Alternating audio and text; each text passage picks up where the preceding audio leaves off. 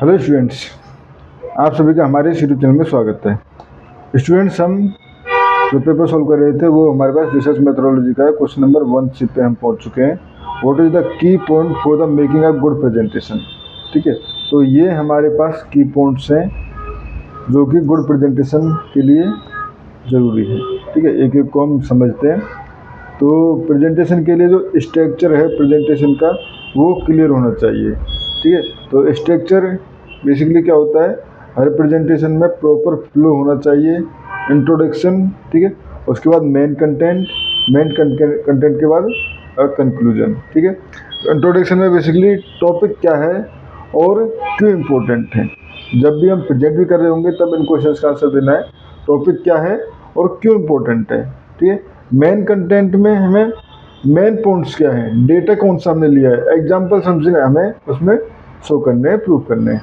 Conclusion, ठीक है, summary और फाइनल मैसेज हमारी प्रेजेंटेशन का क्या है वो। ठीक है, जैसे अगर हम एक एग्जांपल लें, अगर टॉपिक है impact of social media on students. ठीक है, तो फर्स्ट पार्ट में हम क्या बताएंगे कि इंट्रोडक्शन में डेफिनेशन क्या है सोशल मीडिया की और ये क्यों इम्पोर्टेंट है, इस स्टडी को यानी इम्पैक्ट ऑफ सोशल मीडिया को पढ़ना क्यों ज़रूरी है।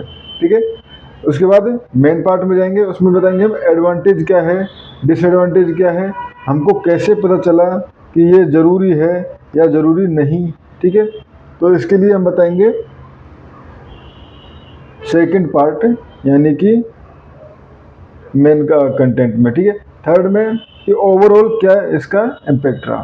ठीक है, सेकंड केस है, इसके बाद हमारे पास यूज सिंपल स्लाइड। ठीक है, यानी कि ऐसा नहीं कि आप एक सी स्लाइड पे 10-20-30 लाइन लिख दो, वो छोटा छोटा लिख जाए, नहीं।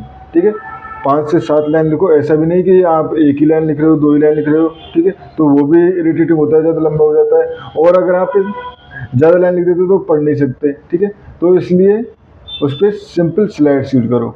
आप एक काम कर सकते हो, नोट्स की जगह पे आप पॉइंट के लिए उनको यूज कर सकते हो, उनको लिखने के लिए इस टाइप पे क्या बोलना है किस तरह से, तो इस तरह से आप वहाँ पे हेल्प कर सकते हो। बट स्लाइड में 5 से 7 लाइन ही होना चाहिए। ठीक है, क्योंकि ज़्यादा टेक्स्ट से ऑडियंस जो है वो पढ़ना स्टार्ट कर देती है और स्पीकर को इग्नोर कर देती है। ठीक है, उसके बाद हाई क्वालिटी डायग्राम और ग्राफ्स। ठीक है, तो ग्राफ्स और ऑब्वियसली ग्राफ जो होंगे, डेटा जो होंगे, उनकी क्वालिटी जो है वो हाई होनी चाहिए। ग्राफ जो है वो डेटा को एक्सप्लेन करते हुए होने चाहिए कि ये टाइम सीरीज है, ये क्या है, इस तरह से। ठीक है, डायग्राम की बात करें तो प्रोसेस या स्ट्रक्चर जो है वो एक्सप्लेन करना चाहिए। ठीक है, एग्जाम्पल के लिए लें तो रिसर्च डेटा को फोटोग्राफ में लिखने की जगह चार्ट में दिखाओ। ठीक है, जैसे अगर हमारे पास एक प्रोडक्ट है, उसकी सेल्स की डेटा है। ठीक है, तो उस प्रोडक्ट को नंबरिंग की 1 मंथ बाद इतना हुआ, 2 मंथ बाद, इस तरह से लिखने की बजाय चार्ट में दिखाओ कि 1 मंथ 2 मंथ, जिससे कि उसे पता चल जाता है कि कब इंक्रीज हो रही है सेल्स, कब डिक्रीज हो रही है। ठीक है, तो इस तरह का एग्जाम्पल आप ले सकते हो। ठीक है, प्रेजेंटेशन की टाइमिंग प्रैक्टिस करनी चाहिए। प्रेजेंटेशन का जो अगर 5 से 7 मिनट में दिया, 5 मिनट में दिया है तो 5 मिनट में हम किस तरह से प्रेजेंटेशन का ओवरऑल प्रेजेंटेशन को निपटा सकते हैं। 10 मिनट दिया तो 10 मिनट में कैसे निपटा सकते हैं। अगर जैसे 5 मिनट दिया और हमने प्रेजेंटेशन को 10 मिनट के लिए ट्राई किया तो इनकम्प्लीट हो जाएगी। ठीक है, या बहुत जल्दी ख़त्म करना होगा। ठीक है, उसके बाद good voice modulation and eye contact, ये बहुत ही ज़्यादा इम्पोर्टेंट है। ठीक है, यानी पहले आवाज़ जो है वो मोनोटोन होनी चाहिए, यानी नहीं ऐसा नहीं कि कभी एकदम से हाई हो गई, कभी एकदम से लो हो गई। ठीक है, क्योंकि ऐसे करने से ध्यान भटकता है। ठीक है, तो आवाज़ जो है वो सेम होनी चाहिए। कोशिश करो आवाज़ जब भी आप प्रेजेंट करो तो आपके सबसे लास्ट में कौन बैठा है उसको ध्यान में रखते हो कि मुझे अपनी बात इस पर्सन को सुनानी है। जिससे आपकी बहुत बात अगर उस पर्सन तक पहुँच रही है तो उससे पहले वाले पर्सन के पास भी डेफिनेटली आपके बात पहुँच रही होगी। ठीक है, तो ये हो गया हमारे पास, तो सेम आवाज़। ठीक है, ये हो गया। एंड हाँ, एक बात ये भी याद रखना है कि अगर आप मोनोटोन एक ही तरह की आवाज़ में बोल रहे हो, ठीक है, तो कई बार ये भी होता है कि सेम आवाज़ में बोलने से बोरिंग भी हो जाता है।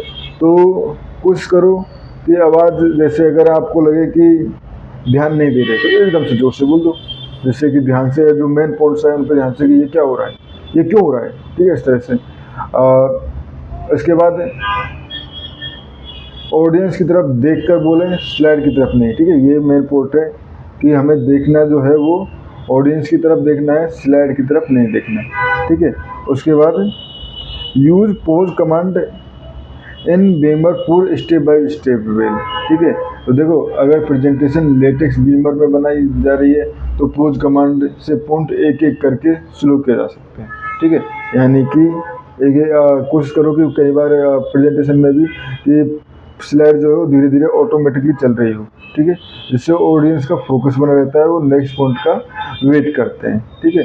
तो एग्जांपल के लिए जैसे स्लाइड ओपन होते ही सभी पॉइंट एक साथ ना दिखे, पहले एक पॉइंट दिखे, पॉज करें, फिर दोबारा से आप बटन दाबो तो नेक्स्ट पॉइंट दिखे, इस तरह से आपके पास इस टेक्निक को हम यूज कर सकते हैं, ठीक है। तो ये हमारे पास कुछ तरीके हैं एक प्रेजेंटेशन को अच्छा बनाने का।